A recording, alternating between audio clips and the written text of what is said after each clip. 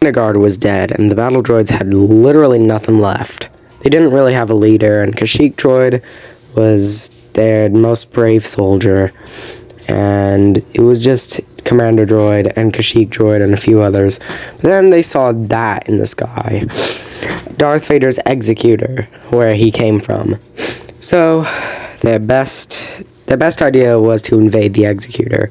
Now, for some reason, the Commander droid had a strange thing on his screen that marked all stuff. That marked all Kyber bricks and just all stuff in general, because he picked up the Kyber brick in the Vexius caves. So he's going back to his ship. As the droid looked in the sky, he also saw a random ship flying. And that ship was a Trade Federation ship. And he started shooting for help because he wanted them to see him. The ship was being controlled by the Gonk brothers. And these are... Oh, wait, there's the other one. So the Gonk brothers asked them why they were here.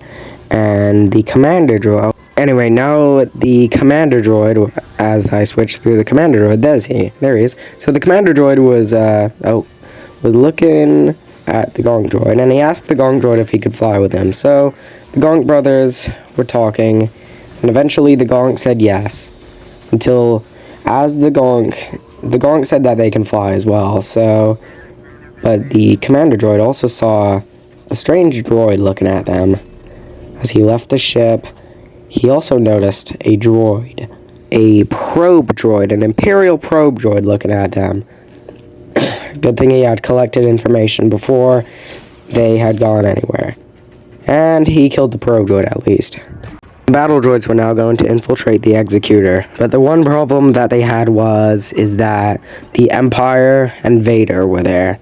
So, they finally had 2 new members, the Gonk droids, but now the new captain is what the announcer talked about.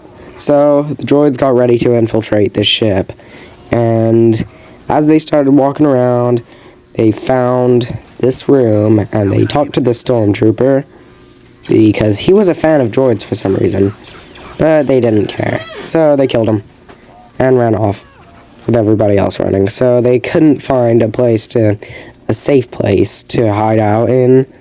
They were just running through the ship with the Imperials chasing them, and the only thing that they needed to know now was to find where the safe place is. And they found one. This place was the safest place, so they hid out there. So the team, the Commander droid got the Gonk droid on Gonkatine, and they just started attacking everybody. But Gonkatine was kept missing and hitting this Imperial officer, and even hitting Kashyyyk droid a little bit. But then he just kept hitting people and hitting this guy, and this guy was not care. This guy didn't care at all. So eventually, he got hit 2 times, and this guy was just indestructible somehow. I don't know why this guy's indestructible, but he is. Roger decided to lead the team for a little bit. So as Roger started walking over to this door, he realized it was the exit. So he didn't want to go to the exit, of course. But now he found this guy, and then Roger realized he was alone. One of the stormtroopers found Roger and killed him, by the way. It was just these guys left. And why is my thing so damn laggy? Okay, never mind. So, Mr. Bones was going to go kill the stormtrooper, but then he turned around and killed Kashyyyk droid. And then he told Commander droid that he didn't want to do this anymore, and for some reason that happened. He told Commander droid that he was an Imperial spy. And yeah. One of the high-ranking Imperial captains told the droids that if they moved, then they would die, and that Mr. Bones got a promotion. The droids had been locked in a cabinet, and one of the Gonk droids, is what they thought, opened the door. So anyway, the 4 left, but as the Gonk droid started to leave, he realized something.